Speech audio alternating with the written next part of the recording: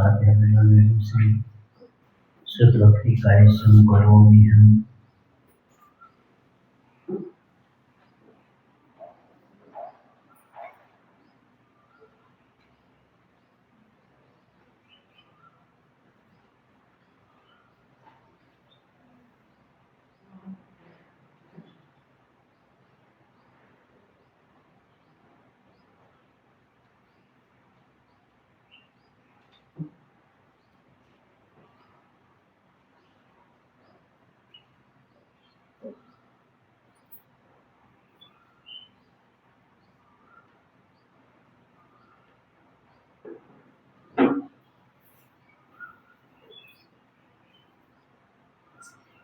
ओंकारं संयुतं नित्यं ध्यायन्ति योगिनः कामदोषमुक्तिं ओंकाराय नमः।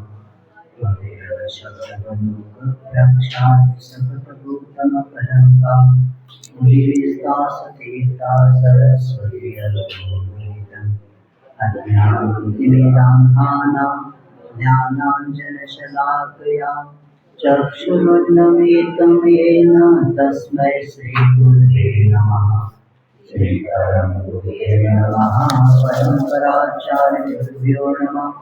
सकलकलशविध्वंसकं तेषां परिवर्तकं सद्धर्मसम्बन्धकं वन्द्यजीवमनः प्रतिबोधकारणमिदं शास्त्रं श्रीरत्नकरणश्रावकाचार्यनामधेयम् अस्य गुरुग्रन्थात् श्रीसर्वदेवाः तत्त्वग्रन्थात् श्रीगणदेवाः तेषां वचनार्थसारमासात् श्रीमद् आचार्यप्रवर्षे समन्तभद्रदेव विरचितं मङ्गलं भगवान् वीरो मङ्गलं गौतमो मङ्गलं कुन्दकुन्दार्यो जैनधर्मोऽस्तु मङ्गलं सर्वमङ्गलमाङ्गल्यं सर्वकल्याणकारणं सर्वधर्माणां जयं जयतु शासनं कोटिशतं द्वादशैवकोट्यो लक्षामि श्रीकृताञ्चैव पञ्चाशदश्चो सहस्रसंख्या नेतकृतं पञ्चपदं नमामि अरहन्तवासि यत्तं गणपतिं हनुमामि वर्तयतो सुधमानो वयं शिरसा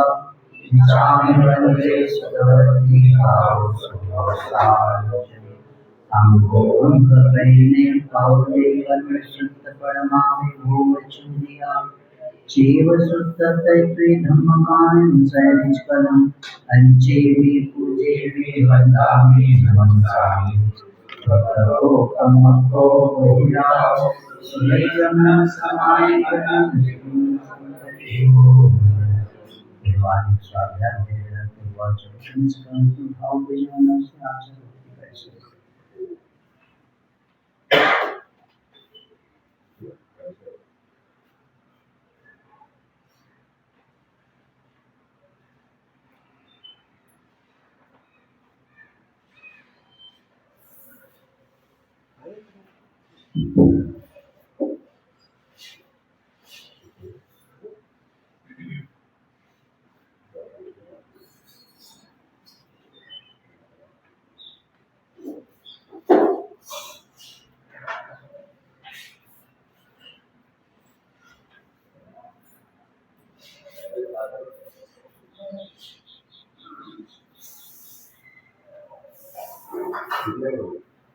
सुदजलधि पारदेभ्य स्वपरमते भावना पटुमतेभ्य सूर्यले तपोनिधिभ्यो नमो गुरुभ्यो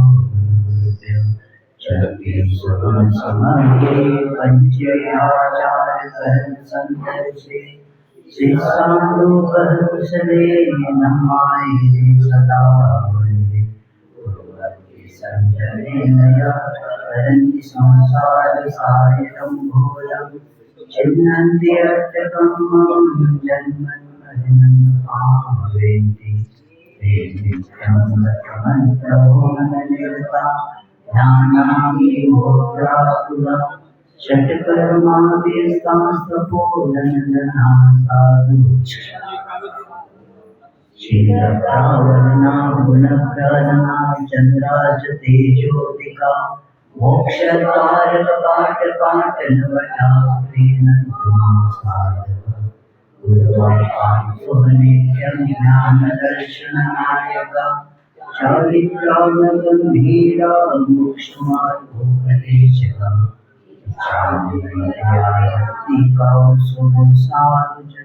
समणान समदर्शन समजन पंचविहाचारणम् आयर्याणम् आयारादिसुदनानां देशानां भुवच्छायान् तिर्यर्मणपालयानां सर्वसाम्नं सञ्चलम् अंचेमि पूजेमि वन्दामि नमसामि दुःखकोपमको वैराग सुवैगमनं समाहिमरणं जन्मसम्पत्ति मोक्षमञ्जम् नमो हरिहन्तानं नमो शिवाणं नमो आर्यानं नमो वज्रायानं नमो लोहे सवसाम्नं।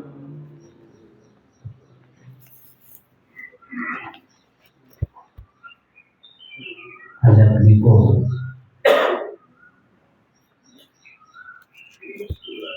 जीवन के रहस्य को समझने के लिए धर्म का मर्म समझे बिना हम हमारे जीवन के रहस्य को नहीं समझ पाते,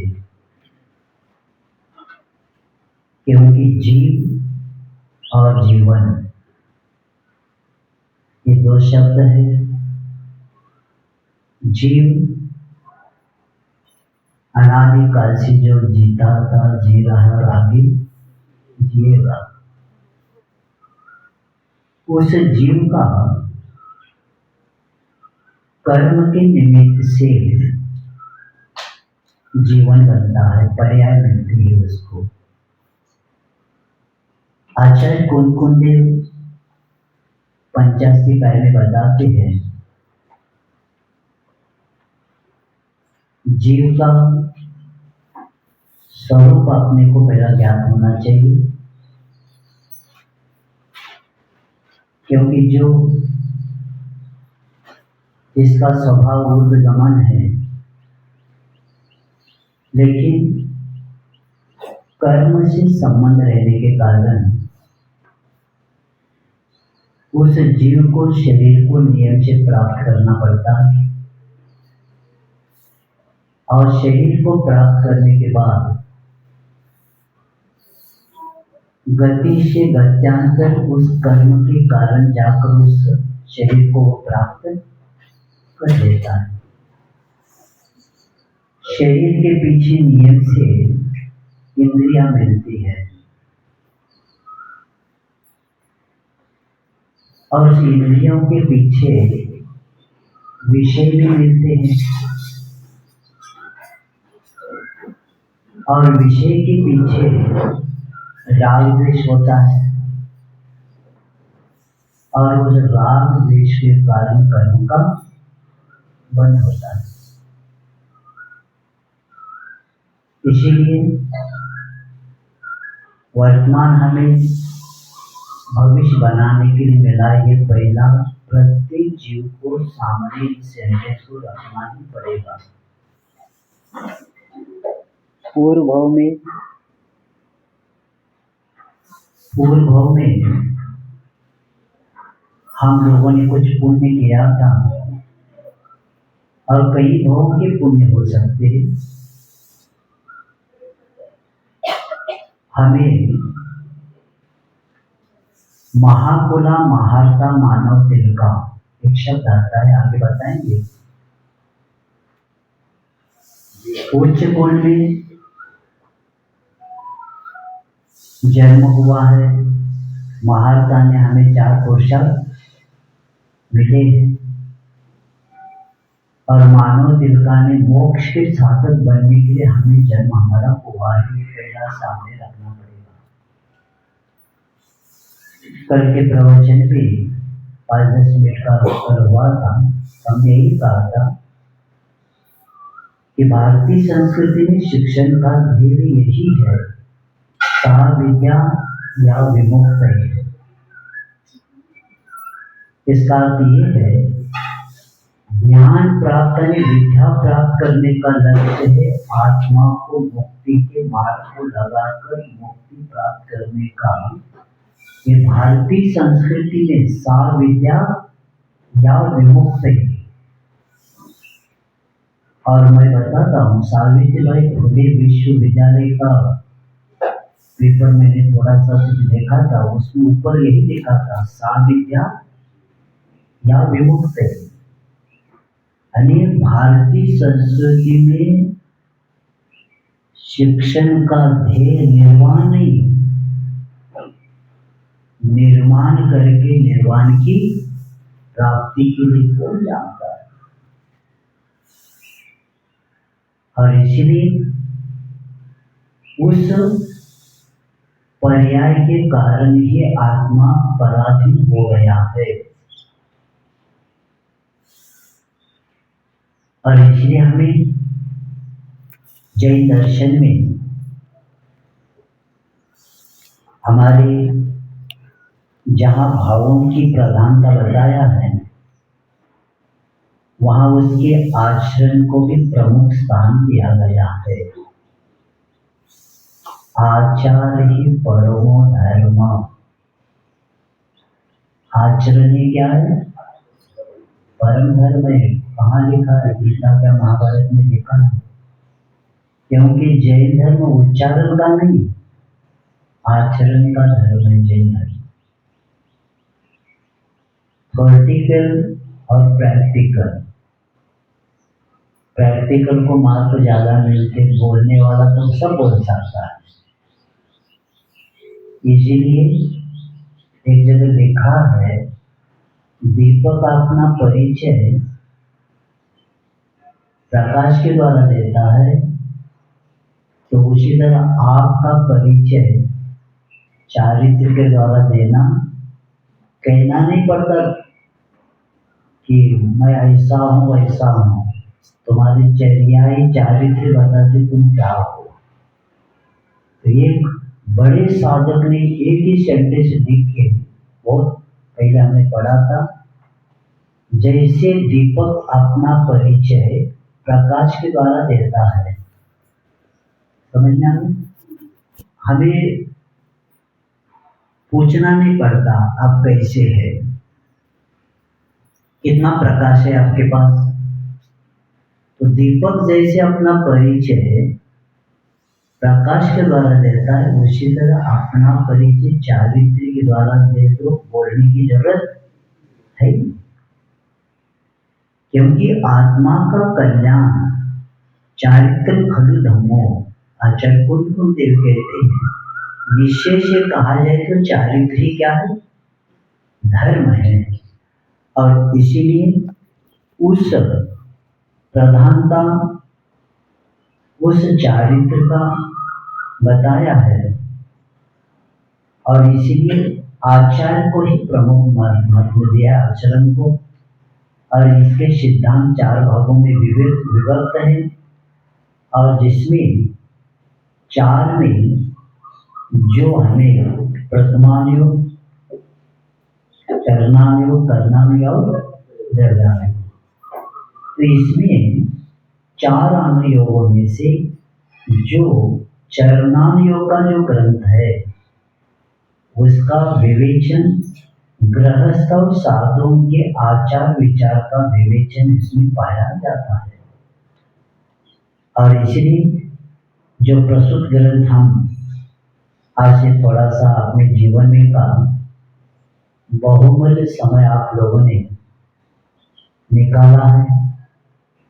और मैंने कल भी बताया था कि 9-10 दिन का हमारा यहाँ का प्रवास रहेगा, क्योंकि आगे के कई कार्यक्रम है। तो भी पीछे जहाँ से मैं आया हूँ वहाँ का, क्योंकि यहाँ के कमेटी, यहाँ के कार्यकर्ता जब आए थे उन्हें लगा जून में विद्यार्थी आने के कारण यहाँ व्यवस्था हो नहीं पाएगी, इसीलिए अपने को 9 या 10 दिन, और मुझे विश्वास है 1 घंटा या सवा घंटा आप सुबह थोड़ा से जल्दी समय दे देंगे तो कहीं भोग का काम होगा। और मैं यहाँ तक गारंटी देता हूँ, आपके आगे के भोग नियम से कम करने की गारंटी मैं देता हूँ। क्योंकि जीने की कला आ गई, वही व्यक्ति अपने समय का सदुपयोग करेगा, अपनी बुद्धि का सदुपयोग करेगा, अपनी शक्ति का भी सदुपयोग करेगा और अपने धन का भी सदुपयोग करेगा। तो पाप से बच गए ना, और क्या करना। क्योंकि शांति सागर महाराज ने के शिष्य जो कुंदू सागर जो होकर गए, उन्होंने एक सुवर्ण सूत्र, एक छोटी सी पुस्तिका लिखी है। उसमें उन्होंने बताया बुद्धि, शक्ति, समय और धन, 4 का जो सदुपयोग करेगा वो नियम से महात्मा बनेगा ही, और पुरुषार्थ करेगा परमात्मा भी बन सकेगा। इसीलिए बुद्धि, शक्ति, समय और धन, ये 4 का पूरे 10 दिन 9 दिन का मैंने पहले ही सूत्र दे दिया आपको। अब क्लास लेने की भी, क्योंकि विद्वानों को, बुद्धिमानों को ज्यादा समझाने की जरूरत नहीं पड़ती, तो भी धर्म ध्यान मैंने ऐसे ही पंचशिकाय का क्लास आज गुरु महाराज मुक्ता भी पढ़ा देते थे। स्वामी आचार्य को मैं हर रोज शास्त्र लेके जाता था और लेके वो पास रखता था पंचशिकाय। स्वामी आचार्य को कहा, आचार्य हम कितने दिन से सुन रहे आपको, आप इतना ही कह रहे राग द्वेष मोह छोड़ो, तो इतनी शास्त्र पढ़ने की क्या जरूरत है। हमने पूछा, ज्यादा बुद्धि थी नहीं शुरू से। तो आचार्य ने कहा, भैया बार बार मन को समझाना पड़ता है तो वो शांत रहता है, तो मानता नहीं वो। इसलिए संस्कार पूर्वक निकालने के लिए जिनवाणी के संस्कार डाले बिना पहले के जो प्रभाव है हमारे आत्मा के ऊपर वो नहीं निकलता। तो इसीलिए ऐसे उस तत्व को समझने के लिए, और सबसे महत्वपूर्ण है, हमें ऐसे ग्रंथ का हमें अध्ययन करना है कि श्रावक के आचार अंगों पांगों का जो इसमें वर्णन किया है, और 35 श्रावकाचारों में सबसे प्राचीन ग्रंथ माना जाता है श्रावकाचार। और हमारा सौभाग्य है हम ऐसे आचार्य महाराज के शास्त्र को पढ़ रहे कि जिनका शिलालेखों में उल्लेख मिलता है, ये आगे जाकर तीर्थंकर बनने वाले हैं। ऐसे शिलालेखों में कर्नाटक में मिलता है। और ऐसे महान आचार्य और सबसे प्राचीन ग्रंथ को हम शुरू करेंगे, क्योंकि जीवन का लक्ष्य बनाने के लिए हमें कुछ आराध्य की जरूरत पड़ती है। आराध्य में किसी को लक्ष्य रखे बिना हमारी यात्रा प्रारंभ नहीं होती। तो इसीलिए पहला हमारा लक्ष्य बनने के लिए, जैसे जहाज को दिशा सूचक यंत्र की जरूरत पड़ती है, अंधेरे में चलने वालों के उजाले की जरूरत पड़ती है, और जंगल में भटके हुए व्यक्ति को मार्गदर्शक की जरूरत पड़ती है। तो हमारे जीवन के लिए रत्नगण श्रावकाचार्य श्रावकों के लिए दिशा सूचक यंत्र का काम करता है। और इसी भाव को लेके, क्योंकि इसमें देव गुरु शास्त्र का लक्षण की परिभाषाएं और रत्नत्रय, द्वादश व्रत आदि को लेके, संलेखना आदि को लेके इसमें वर्णन बहुत अच्छा विस्तृत वर्णन किया है। तो भी हमें इस ग्रंथ का पहला जो सम्यक दर्शन अधिकार है उसको अपने को थोड़ा सा विषय करना है, क्योंकि विषय चित्त को आकर्षित करने वाले और हमारे आचार उस शास्त्र के उस दोहन से निश्रित पीयूष का वह जो विमल धारा जिसके आत्मा में बहेगी, उस जीव का मिथ्या रूपी विष का वमन नियम से होगा। क्योंकि संसार में सबसे बड़ा पाप है, 5 पाप से बड़ा पाप है मिथ्यात्व, और उसका उस मिथ्या विष का वमन हो जाए और निर्मल ऐसे सम्मित बनकर अनंत अविनाशी सुख का वह क्या बने, पात्र बने। इसी लक्ष्य को लेकर ये ग्रंथ में दार्शनिकता का पद पद का अनुभव होता है, और दार्शनिक ग्रंथ जैसी इसमें जटिलता एवं दुरूहता नहीं है, और न इसमें विचारों में कहीं संकीर्णता को भी नहीं, स्थान भी नहीं दिया समर्थ महाराज जी ने।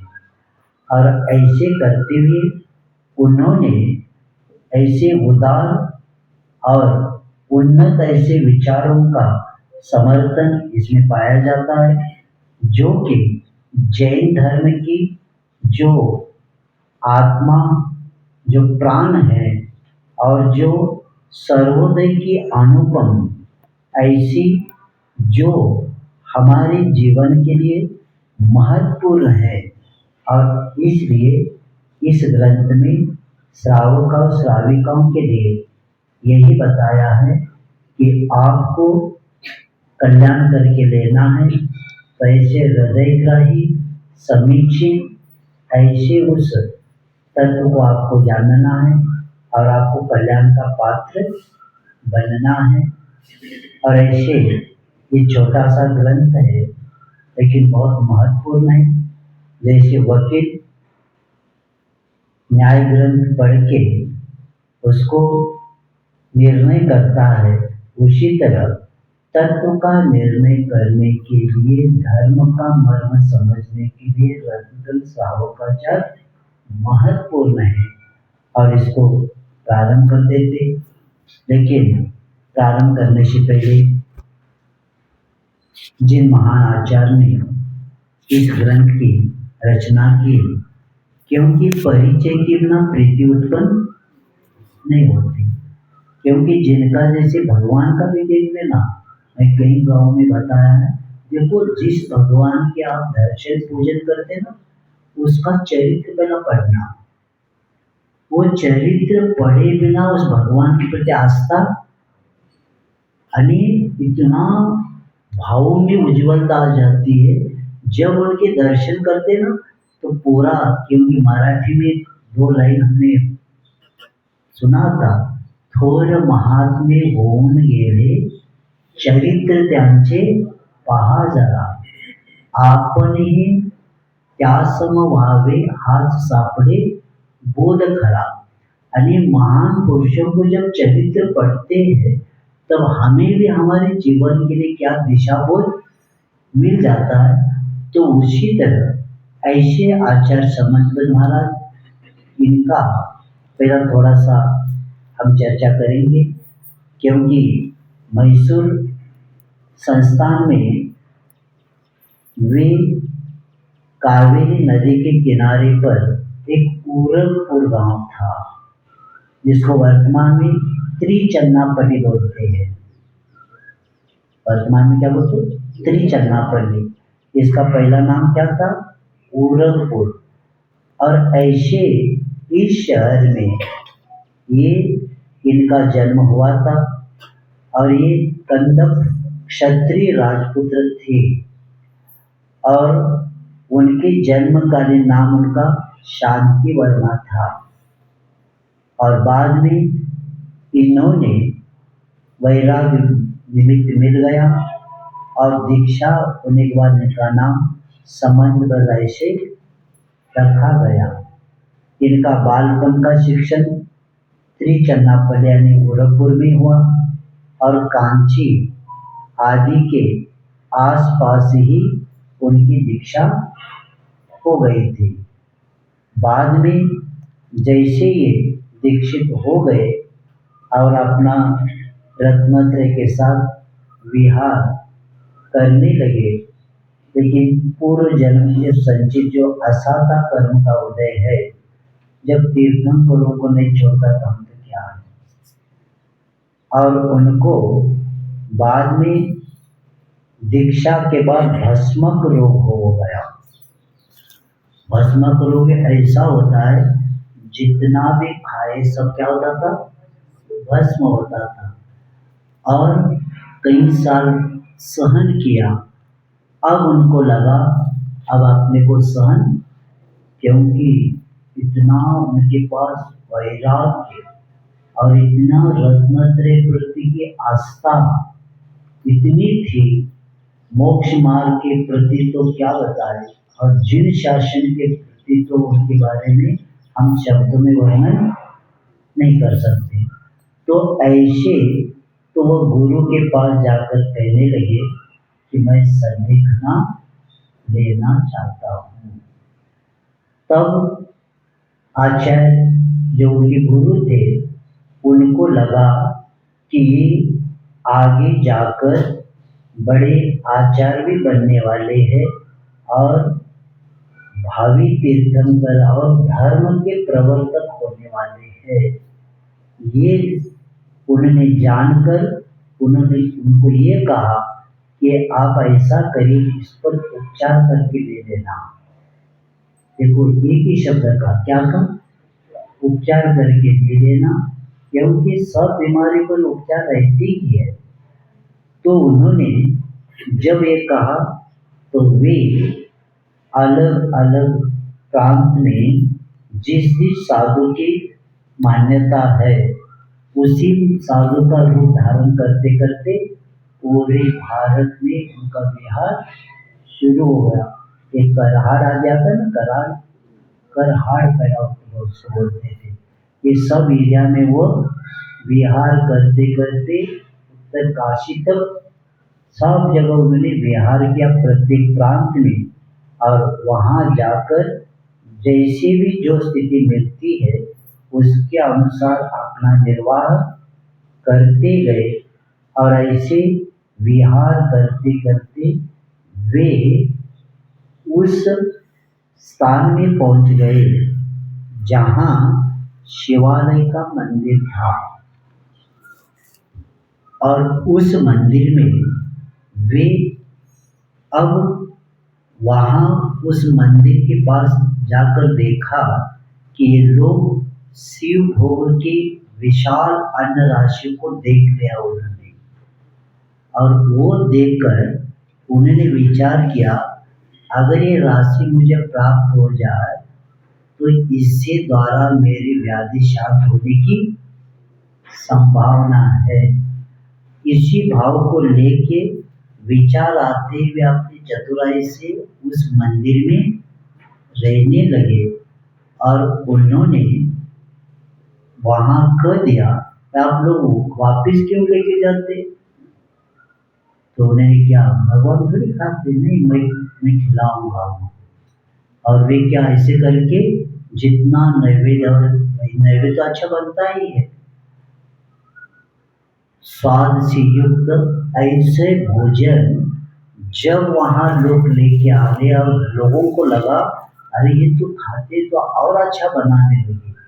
और ऐसे करते करते एक राजावरी कथावली, एक कन्नड़ में एक शास्त्र है, वहाँ लिखा है कि उनका 5-6 दिन के बाद ही क्या हो गया, भस्मक रोग ठीक हुआ और वो बचने लगा। तो बचने लगा तो इसका अर्थ है तो अन्न राशि वहाँ खिलाऊंगा का, लेकिन उससे साक्षात भोग ग्रहण करेंगे। ऐसा कहकर जब व्यवस्थापकों ने वो लगा कि आज्ञा तो दिया, लेकिन वो किवाड़ बंद करके वो खाने लगे थे। और इसके कारण जब स्वयं खाने लगे और ये देखकर जब उन्होंने किवाड़ खोलकर देखा तो उन्होंने बता दिया कि ये भोग आप नहीं, पिंड को नहीं करते हुए आप आते हैं, तो क्योंकि व्याधि शांत हो गई। बाद में अंत में गुप्तचरों के द्वारा काशी नरेश को जब इस बात का पता चला ये नरेश शिव भक्त नहीं है, न और किसी को करता, ये स्वयं खा जाते हैं, तब आग बबूला होती उन्होंने कहा समंतवत को सामने का बताओ आप कौन है। तब उन्होंने अपना परिचय, एक श्लोक आया है उसके भाव आपके, क्योंकि कांची नगना तो 4 लाइन है, क्योंकि आपको समझ नहीं, हिंदी में बताता हूँ। समंतबद्ध महाराज ने काशी नरेश को अपना परिचय क्या दिया। कांची में मलिन वेशधारी दिगंबर रहा, लाम्बूस में भस्म लगाकर शरीर को मैंने श्वेत किया और उसके द्वारा मैं भोजन करता रहा। पेंड्राम में बौद्ध भिक्षु बने और दशपुर में मिष्ट भोजन करने वाला सन्यासी बना और वाराणसी में श्वेत वस्त्रधारी तपस्वी बना। राजन, आपके सामने यह दिगंबर जैनवादी खड़ा है, जिसकी शक्ति हो मुझे शास्त्रार्थ कर सकते हैं, ऐसे चैलेंज उन्होंने दे दिया। और जब राजा ने देखा मैं क्या हूँ, दिगंबर जैनवादी हूँ, जब ये कहा तो राजा ने कहा हमें चर्चा नहीं करना है आपसे, क्योंकि जैनवादी जो होता है ना, जिनेंद्र का भक्त, जिनेंद्र भगवान के अलावा किसी का पैर नहीं पड़ता इन्हीं में, क्योंकि सम्यक दृष्टि जो होता है वो क्या करता है, जिनेंद्र भगवान के अलावा दूसरे को आराध्य नहीं मानता। तो उन्होंने कहा अब सामने वाले मूर्ति को आपको नमस्कार करना पड़ेगा। उन्हें स्पष्ट उत्तर दिया मैं इनको नमस्कार नहीं कर सकता। उन्होंने कहा नहीं कर सकते। तब उन्होंने कहा करना ही पड़ेगा, उसके अलावा आपको आप छोड़ेंगे नहीं आपको। तो समंतबद्ध कहते हैं ये मूर्ति मेरे नमस्कार को सहन नहीं करेगी। क्या पावर था उनके पास। उस महाराज के उस उत्तर को जब राजा ने सुना, सुनते ही उन्होंने क्या क्या बोला कि आप तो नमस्कार आपको करना ही पड़ेगा। आप देखना है हमें सहन नहीं करेगा, आप शब्द बोला था, अब करना ही पड़ेगा। और समंतबद्ध महाराज एक महान कवि भी थे, आशु कवि थे प्रसंग के अनुसार। तुरंत तब उन्होंने स्वयंभू स्तोत्र की रचना किया और आदिनाथ भगवान से लेकर स्तुति प्रारंभ किया। और 8वें भगवान चंद्रप्रभु भगवान, चंद्रप्रभ चंद्र मरीच गौरम चंद्रम द्वितीय जगदीव कांत वंदे विवंदन, क्योंकि इसके पहले वंदे शब्द नहीं आया था और उनको भगवान का नाम लेकर क्या करना था, उनको नहीं करना था, किसको करना था। वंदे शब्द होती व्यक्ति झुक ही जाता है, तो वंदे भी कहते ही सामने से जो वस्तु थी वह तुरंत हट गई और उसमें से चंद्रप्रभु भगवान की मूर्ति निकल गई और स्तवन पूर्ण हुआ। और इसीलिए आज भी इस स्तवन को स्वयंभू स्तोत्र के रूप में 24 तीर्थंकरों का, और हमारा सौभाग्य है कि आचार्य विद्यासागर महाराज जी ने पूरे संघ को, उनके साथ भी हम बोलते थे, अब जितने उनके शिष्य हरिका है, मुनिराज है, ब्रह्मचारी है, वो सुबह का सामायिक होने के बाद स्वयंभू स्तोत्र का ही हम पाठ करते हैं हर रोज, क्योंकि आचार्य महाराज जी ने कहा था प्रथमानुग चरणानुग त्रयम कर चारों अनुयोग का अध्ययन होता है स्वयं स्तोत्र में। यानी सुबह स्वाध्याय होगा। और यहाँ तक आचार्य महाराज जब मैं समय में नहीं था तब हमने सुना कि आचार्य महाराज तीनों बार सुबह के सामायिक के बाद, दोपहर के सामायिक के बाद और शाम के सामायिक के बाद 3 बार स्वयं स्तोत्र का पाठ करते। अब नंदीश्वर भक्ति तो हर रोज बोलते जाते, क्योंकि जो नंदीश्वर भक्ति प्रत्येक जन को करना है वो पहले से अभ्यास समझ में आ रहा है। जिनको आगे जाकर नंदीश्वर क्या करना है, 8वें दीप में जाकर पूजन आदि करना है, पहले से अभ्यास आचार्य ने मुनि अवस्था में किया, और इसलिए तो आनंद ले रही कहाँ जाके।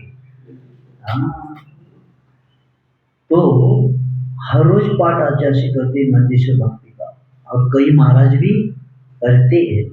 तो ऐसे वे चंद्र प्रभु भगवान जब हुए, इस घटना से काशी नरेश समन्वय को असाधारण योगी समझकर उनसे बहुत प्रभावित हुए और जिन धर्म के अनुयायी बन गए।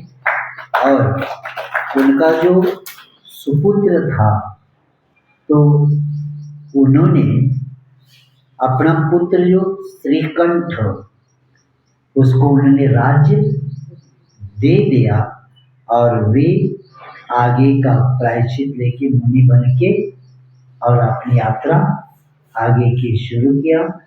और इसी समय वे भी निर्घंत व राजा भी बन गए, और निर्घंत मूलाधार वे भी सर्वत्र उनके साथ विहार किया। तो इस तरह समन्वय महाराज जी का भावी तीर्थंकरत्व को सामने रखते हुए हमें उनके द्वारा ये जो शास्त्र मिला है उसका आपसे आज से हम क्या करेंगे, आगे का विषय अब प्रारंभ करेंगे। मंगलाचरण शास्त्र जिसके पास है तो ठीक है, नहीं तो शाम तक मिल जाएगा। प्रत्येक व्यक्ति शास्त्र को सामने रखते हुए ही, क्योंकि कभी भी याद रखना शास्त्र सामने हुए तो आनंद अलग आता है। एक सबसे बड़ा विनय माना जाता है शास्त्र को सामने रखकर पढ़ना, मोबाइल में नहीं पढ़ना। ये सब छोड़ दो, ये सब प्रमाद है। शास्त्र सामने रख के करेंगे ना कितना विशुद्धि बढ़ती है। और ऐसे महान आचार का ये है। और पहला मंगलाचरण प्रारंभ कर देते। पहला शास्त्र प्रारंभ होने से पहले जो मंगलाचरण किया जाता है उसका अर्थ यही है कि मम गल, यानी मम ने पाप, गलाने गलाने वाला, पाप को गलाने वाला, और मंग, मंग ने सुख, जो लाने लाती दादाती, मंग ने सुख लाने लाती दादाती, जो सुख को देता है और क्या करता है, जो पाप को नाश करता है उसको क्या बोलते, मंगल बोलते हैं। और ऐसे मंगलाचरण करने से ग्रंथ में बताया है, 4-5 बातें बताई है।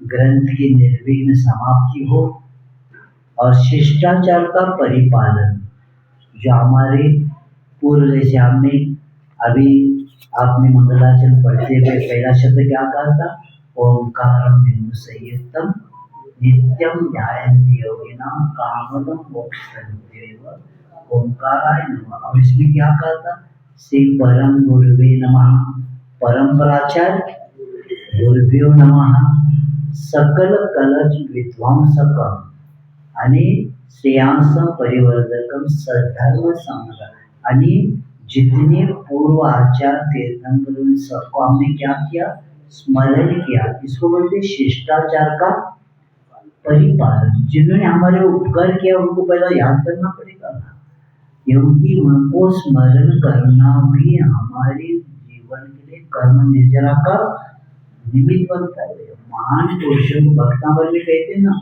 भगवान आपकी स्तुति तो दूर है, सिर्फ आपको स्मरण, आपकी चर्चा करने के बाद ही हमारे कर्मों की, हमने अभी स्तवन शुरू नहीं किया, सिर्फ आपके में हम क्या करें, चर्चा कर रहे। और इसलिए शिव पुराण में यहाँ तक आया है, स्मरण करने से भी, महान पुरुषों को स्मरण करने से भी कर्मों की, क्योंकि वहां आता है अष्ट षष्टिषु तीर्थेषु यात्रा फलम भवेत्। शिव पुराण और मनुस्मृति में आया है 68 तीर्थों की यात्रा करने पर जो फल मिलता है, कोई एक बार आदिनाथ भगवान को स्मरण करने से, पूजा भी नहीं किया, क्या किया, सिर्फ स्मरण करने से 68 तीर्थों की यात्रा का फल मिलता है। उसी तरह शिष्टाचार का परिपालन और नास्तिकता का परिहार। नास्तिकता क्या है हमारे पास, भगवान किसने देखा है, नरक है क्या नहीं, तुम जाकर देखो, हमें बाद में बता दो। और भगवान ने सर्वज्ञ भगवान के उस वाणी पर विश्वास, यानी निर्दोष परमात्मा की वाणी पर विश्वास नहीं तो तुम्हारी बुद्धि कहाँ चली, क्योंकि महापुरुष साक्षी है उसके लिए, भगवान हमारे साक्षी है। जब महावीर भगवान हमारे सामने साक्षी है, क्या 23 तीर्थों पर विश्वास नहीं किया है, क्या नहीं है। महापुरुषों की साक्षी होने के बाद भी, क्योंकि हमारे बच्चों को हमने कहाँ भेजा मालूम है, जहां डार्विन का सिद्धांत सिखाते, कॉन्वेंट में। हमारे बच्चों को क्या बताया, बंदर से जन्मे हम लोग, इसलिए बच्चे अभी के नहीं मान रहे हैं। और बैकले ने कहा है हमारे स्कूल में जो आएगा वो धर्म कर ही नहीं सकता, क्या चैलेंज दिया उन्होंने, वो पूजन नहीं कर सकता, माता पिता के प्रति आस्था नहीं रहेगी, क्योंकि दाया हिस्सा काम करता है, बाया हिस्सा काम करता। अब कितना भी टेंशन लेते जाओ, कुछ भी नहीं होने वाला। इसलिए सुभाष चंद्र बोस ने ये लिखा है माँ को अपने पत्र में कि माँ मुझे ऐसे स्कूल में क्यों भेज रही है जहाँ ईश्वर का नाम नहीं। क्या लिखा है, हमें ऐसे स्कूल में क्यों भेज रही है, क्या बाबू बनाने चाहती है, ऐसा शब्द लिखा है सुभाष चंद्र बोस ने। क्योंकि कलकत्ता में तो पहला शुरू हुआ था क्या, कॉन्वेंट पहला कलकत्ता से प्रारंभ हुआ है सब, बाद में मद्रास चेन्नई सब चला गया। और पहला कोई भेजते नहीं थे, तो मैकेले ने ऐसा एक फतवा निकाला, नियम निकाला, अगर यहाँ नहीं भेजेंगे तो सबको नौकरी से निकालेंगे। बस फटाफट सबने डाल दिया, भर दिया कॉन्वेंट, और तुम्हारे गुरुकुल सबको आग लगा दिया उन्होंने। तो इसीलिए शिष्टाचार का परिपालन और नास्तिकता का परिहार, इसीलिए बच्चों ज्ञान कुछ भी नहीं धर्म का। इसलिए आचार्य महाराज कई बार कहते, भैया जो गर्भ में जो भाषा पढ़ता था सुना है उसी में भेजो, एक अंग्रेजी के पीछे सब न घर का न घर का रहा। क्यों रहा, क्योंकि मातृभाषा आती ही नहीं। अरे संख्या 1 2 3 नहीं आती उसको, अंग्रेजी वाले जो आते हैं ना। अभी एक मैं एक बच्चे को कहा बैठा था, वो कितनी तारीख डेट तारीख कितने डेट को, वो कहते समझता नहीं नया या संख्या में। अब 1 से 9 तो सिखाना चाहिए था माता पिता। अब 5 ऐसे लगा, वो 5 को जानता ही नहीं, वो 7 को नहीं जानता। इसीलिए अपने बच्चों को ऐसी जगह पढ़ाई किया है, इसलिए वो 3 काल में आपके हाथ में नहीं रह सकता। और इसीलिए यहाँ बताया जाए नास्तिकता का परिहार हो जाता है और पुण्य की प्राप्ति हो जाती है। तो ऐसे उस मंगलाचरण यानी हमारा जीवन क्या हो जाए, मंगल आचरण करने वाला बन जाए, यानी पाप को नाश करने वाला और सुख को देने वाला आचरण को क्या बोलते? मंगलाचरण। तो ऐसे मंगलाचरण का प्रारंभ करें। नमः श्री वर्धमानाय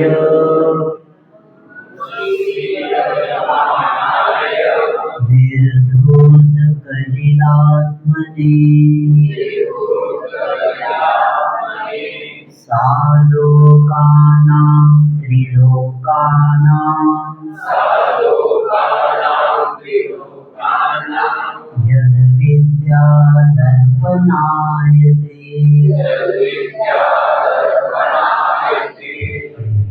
नमः श्री वर्धमानाय निर्धूत कलिलात्मने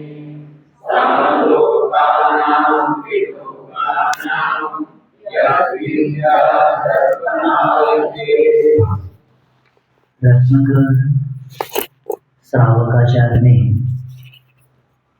वो शब्द मैं बता नहीं पाया, उसको भी मैं बताता हूँ। रत्नकर्ण श्रावकाचार। रत्न का अर्थ है रत्न और कर्ण का अर्थ है पिटारा, जिसको संदूक बोलते हैं। तो रत्नकर्ण का शाब्दिक अर्थ है रत्नों का पिटारा। इसमें 3 रत्न रखे हैं, सम्यक दर्शन, सम्यक ज्ञान, सम्यक चारित्र। 3 रत्न किसमें रखे? रत्न के पिटारे। आपका ऐसा नहीं होता, रत्न और पिटारा आपका कैसा होता है? लकड़ी का होता है। और आप जिसमें रत्न रखते ना, वो थोड़ी रत्न का रहता है। क्या रहता है? मैं बताऊंगा नहीं किसी को, क्योंकि मैं रत्नगर श्रावकाचार्य जब मराठी में बनाया था, हमने अतुल जी को कहा था रत्न का पिटारा है क्या आपके पास? क्यों उस पर चित्र देना था कवर के ऊपर। तो उन्होंने कई बड़े बड़े लोगों को पूछा, कौन ग्राहक है रत्नों का पिटारा? सामने वाले ने, बड़े बड़े उद्योगपति ने पूछा, कौन सा ग्राहक है आपके पास रत्न का पिटारा चाहता है? महाराज आपने कहा चित्र चाहिए भैया, तो रत्न चाहिए। तो रत्न के पिटारे में 3 रत्न, सम्यक दर्शन, सम्यक ज्ञान और सम्यक चारित्र। तो रत्नकर्ण श्रावकाचार। श्रावकाचार का अर्थ है श्रावक के वास्तविक जीवन जीने की कला का नाम ही श्रावकाचार है। और ऐसे यह चरणान योग का ग्रंथ है और इसमें कुल 150 श्लोक है इसमें, और आगे का अधिकार है, क्योंकि अपने पास इतना समय नहीं। 5-6-7 अधिकार में 150 श्लोकों का विभाजन किया। तो अब एक एक शब्द को समझेंगे। नमः। नमः शब्द ही बताता है कि लघुता का प्रतीक है। नमः शब्द क्या बताता है? इसका अर्थ यही है, मैं आपके चरणों में स्व अर्पण करते हुए नमन करता हूँ। और नियम है, जो जिसको बनना है उसके सामने ही नमन वो करता है। इसलिए संबंधपत्र आचार्य नमस्कार इसलिए करते हैं कि मैं आप जैसे बनना चाहता हूँ, क्योंकि गुणानुवाद के साथ नमस्कार किया गया है। सबसे महत्वपूर्ण है, सिर्फ नमस्कार नहीं किया, गुणानुवाद के साथ नमस्कार किया। तो इसका अर्थ ये है कि खुद को भी पहला लघु समझते हैं और नमस्कार इसलिए कि उन जैसे बनने के लिए। इसीलिए कहा गया है जिसको धर्म करना है ना उसको पहला क्या बनना पड़ेगा, लघु बनना पड़ेगा। क्योंकि हमने अभी भक्तामर के क्लास में सुस्म बताया था कि जो लघु बनता है वही प्रभु बनता है।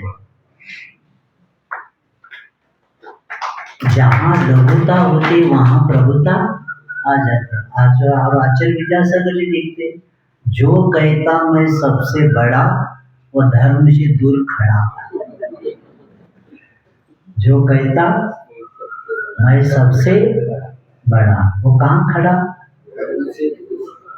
क्योंकि बड़ा तुम हो तो भगवान के पास को आने की थोड़ी जरूरत है, क्योंकि आप ही बड़े हैं। इसलिए तो जिन मंदिर के सामने मानसपुर क्यों लगते हैं कि भैया पहला छोटा बनो। ऊपर देखते ही, ऊपर हर व्यक्ति नहीं देखता, ऊपर देखते ही वो पाषाण का नहीं, पाषाण नहीं देखना, उस प्रभु को देखते ही अपना मान क्या हो जाता है, जाता है, तब प्रभु का दर्शन होता है। और विनय करके मैं शेठ जी हूँ, हाँ गया रॉन्ग नंबर। इसी पहला छोटे होना पड़ता है, तब गुणों में देखो वृक्ष जितना ज्यादा झुकता है ना, कौन कौन सा वृक्ष झुकता है, जिसको ज्यादा फल लगते हैं वही क्या होता है, झुकता है। इसका मतलब है जो विनयी रहता है वही गुणवान गुण को प्राप्त कर लेता है। क्योंकि विनय संपन्नता में आचार्य महाराज जी ने कहा था, विनय शब्द को आचार्य बोलते हुए कहा सब गुणों का विकास होता है तो विनय के बिना होता है। अब देख लो, आप पूजन भी करते समय कौन सा पाठ बोलते, विनय पाठ बोलते, क्योंकि खेत हमें बनाए बिना बीज का वपन नहीं होता। तो विनय पाठ आप बोल रहे हैं तो इसका मतलब है आपका भूमि एकदम समतल होके अब एक एक आर्घ्य एक एक भक्ति पूजन बीज का काम करता है। इसलिए विनय पाठ में ही हमारे कर्मों की निर्जरा बनने के भाव निर्माण होते हैं और अनंत गुणों का उद्घाटन के लिए विनय ही काम करता है। आचार्य श्री ईश्वर विनय संपन्नता प्रवचन में बता रहे थे, क्या विनय करो देव गुरु शास्त्र का, क्योंकि विनय ही आराधना है। क्या है, विनय ही आराधना है। तो नमः श्री वर्धमान बहुत अच्छा है, एक ही बार समझ लेना है, बार बार मुझे लगता है एक बार समझ लेंगे ना पुनः देखने की जो आपको जरूरत नहीं पड़ेगी। अब नमः श्री वर्धमान, श्रिया में लक्ष्मी होती है। अब लक्ष्मी के अर्थ कहीं है संपत्ति धन भी है और भगवान के पास भी लक्ष्मी है। तो यहाँ कौन सी लक्ष्मी लेना, दो लक्ष्मी प्राप्त किया उन्होंने, एक मोक्ष यानी बहिरंग लक्ष्मी और अंतरंग लक्ष्मी। कौन कौन सी अंतरंग लक्ष्मी, अनंत चतुष्टय को प्राप्त किया और बहिरंग लक्ष्मी कौन सी, समूह शरणागति। तो जिन्होंने श्री को प्राप्त किया यानी लक्ष्मी को प्राप्त, क्योंकि प्राय करके बचपन से कई भावों के हमारे पास संस्कार है, जो प्राणी मात्र को क्या करता है, सुख देने वाला होता है, उसको लक्ष्मी कहा है। लेकिन हमने सुख किसको माना, इसको माना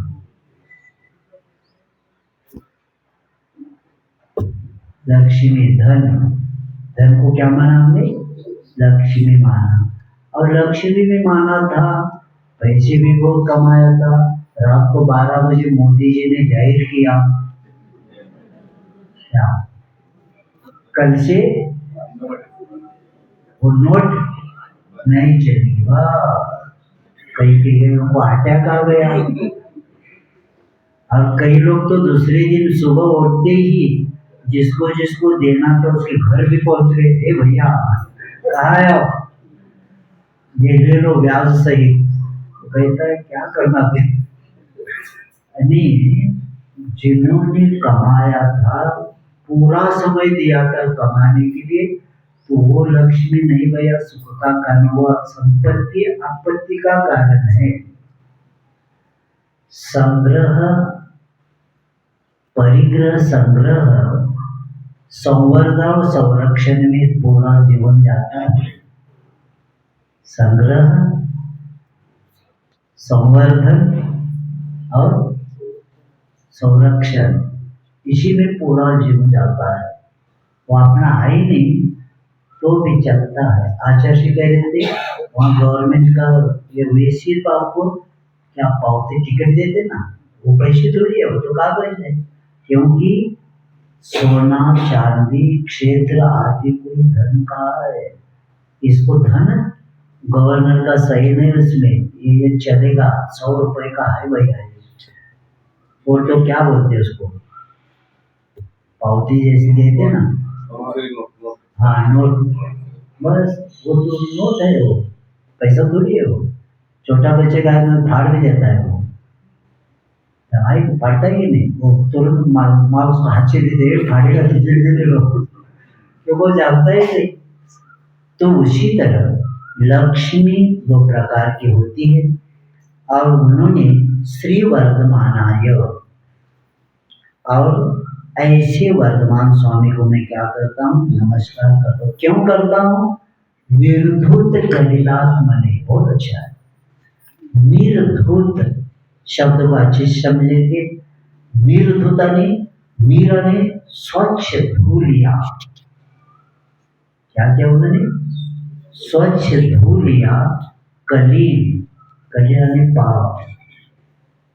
अब यहाँ पाप 5 पाप नहीं लेना, ये 5 पाप तो पहुंच के मुनियावस्था में क्या किया था उन्होंने, नष्ट किया था उसको 5 पाप, इसलिए तो 5 महाव्रत को धारण किया था। तो यहाँ पाप कौन से लेना, 4 घातीय कर्म भी पापमय है। 4 घातीय कर्म क्या है, पापमय है। तो ज्ञानावरण, दर्शनावरण, मोहनी और अंतराय, ये 4 कलील को नष्ट करके पाप को उन्होंने क्या किया, अनंत दर्शन, अनंत ज्ञान, अनंत सुख और अनंत विवेक प्राप्त किया। इसको क्या बोलते, कलील।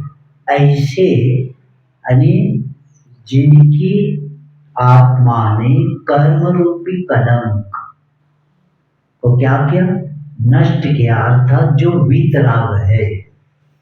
वीतराग किसको कहते, वीतो विनष्टो रागो यश वीतराग। वीत राग, वीता ने नष्ट किया किसको, राग द्वेषादि, उसको क्या बोलते, वीतराग। इसका अर्थ है 18 दोषों से रहित आत्मा को क्या बोलते, वीतराग बोलते। बीत गया राग, क्या गया, बीत गया राग, उसको वीतराग बोलते।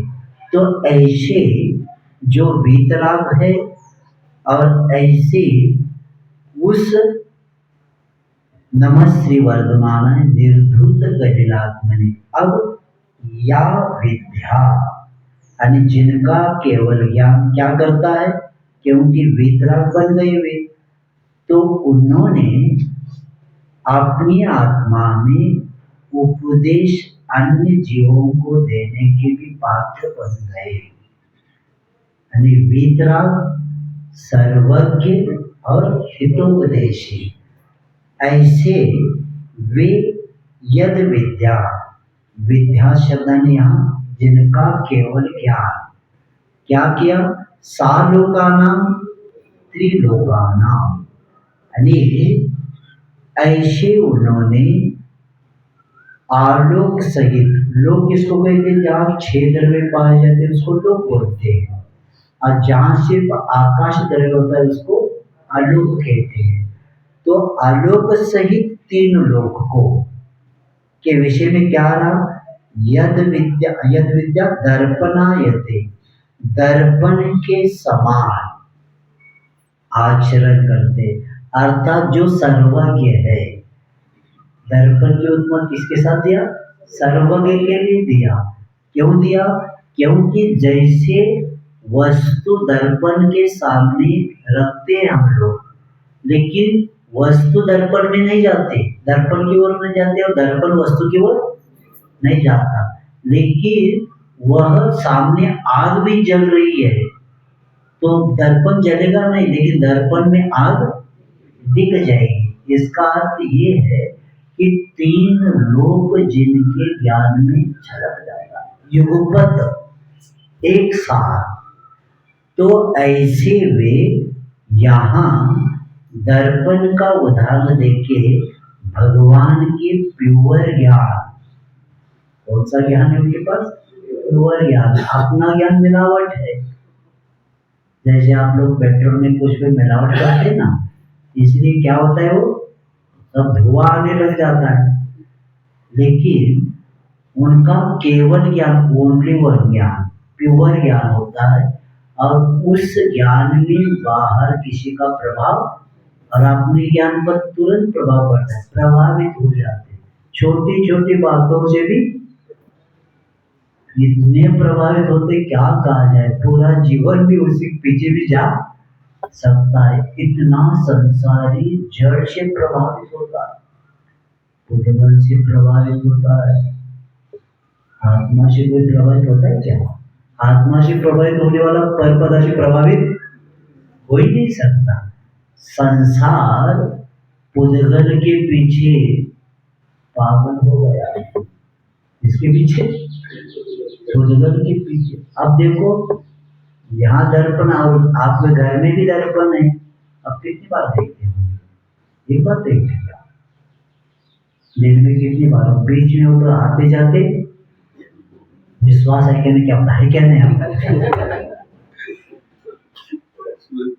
और पुद्गल का अर्थ क्या है? पुद्गल, पुद्गल जो पूर्ण गलन वाला होता है, यानी जुड़ना छूटना, इसको क्या बोलते? अब बताइए, पुद्गल को देख, बार बार पुद्गल को देखना भी कर्म तो होता होगा, राग के कारण तो देखता है वो, देखता है क्या? और भगवान को देखने के बाद भगवान के पास अनुराग है हमारा, भगवान के प्रति क्या है? क्योंकि गुणेशो अनुरागो भक्ति, भक्ति की व्याख्या आचार्य ने क्या बताया? गुणों के प्रति अनुराग रखना ही भक्ति है। तो यहाँ जब भगवान को देखते तो कर्मों की निर्जरा होती, और जब अपने रूप को देखते तो निर्जरा होती होगी। क्या होता है? कर्म बंद होता है। तो इसीलिए उस पुद्गल के प्रभावित नहीं होता। उसी तरह दर्पण, आचार्य महाराज ने मुखमाटी में कहीं तो लिखा है, दर्पण को दर्पण, जिसमें अभिमान नहीं, उसको क्या बोलते? दर्पण। इसको बोलते केवल ज्ञान। और अपने पास तो अभिमान के, तो हम स्वाभिमान अभिमान के सब भूखे तो है, कोई पूछता नहीं तो विकल्प होता है। तो ऐसे, क्योंकि दर्पण का उदाहरण देने का यही लक्ष्य है, जैसे मनुष्य को देख लेना, अपना मुख अपने चक्षुरेंद्रिय से नहीं दिखता, पूरा शरीर देखेगा, दिखेगा, शरीर को पूरा देखता है किसके द्वारा? आंखों के द्वारा, लेकिन चेहरे को नहीं दिखता। चेहरा दिखता है क्या आपने? अपने आंखों से नहीं होता। तो उसी तरह अपना मुख अपने चक्षुरेंद्रिय से नहीं देखता, परंतु दर्पण उसे क्या करता है? दिखा देता है। इसी प्रकार जो पदार्थ मनुष्य के इंद्रिय गोचर नहीं है, जो पदार्थ मनुष्य के क्या नहीं, इंद्रिय गोचर नहीं है, उन्हें केवल ज्ञान दिखा देता है, प्रकाशित कर देता है। जैसे इस दीवार तक हमें पता है, इस दीवार के पीछे क्या पता है नहीं आपको, तो उसी तरह जो हमें नहीं दिखता वो कौन बताते? केवल ज्ञान के द्वारा हमें ज्ञान हो जाता है। तो ऐसे दर्पणायते तस्मै उन श्री वर्धमानाय यानी अंतिम तीर्थंकर वर्धमान स्वामी। और देखो यहाँ एक विशेषता है, अंतिम भगवान का नाम ले और श्री लिखा, तो इसका मतलब है आदिनाथ भगवान से लेकर, क्योंकि आनंद चतुष्टय उन्होंने भी प्राप्त किया। जिन्होंने अनंत चतुष्टय को प्राप्त किया है, तो श्री का अर्थ क्या देना? आदिनाथ भगवान से लेकर अंतिम तीर्थंकर का नाम तो है ही श्री वर्धमानाय यानी अंतिम वर्धमान स्वामी को, अथवा अनंत चतुर्दशी लक्ष्मी की वृद्धि को प्राप्त करने वाले 24 तीर्थंकरों को क्या है? नमः करके ऐसी मंगलाचरण यहाँ बताया समय आपका हो गया। बहुत अच्छा विषय मंगलाचरण हो गया आज। और कल से समय पर आएंगे, 6 बजे आएंगे तो बहुत अच्छा रहेगा। हाँ, ऊर्जा बहुत होता है, मालूम नहीं आपको? पता है क्या होता है? 6 बजे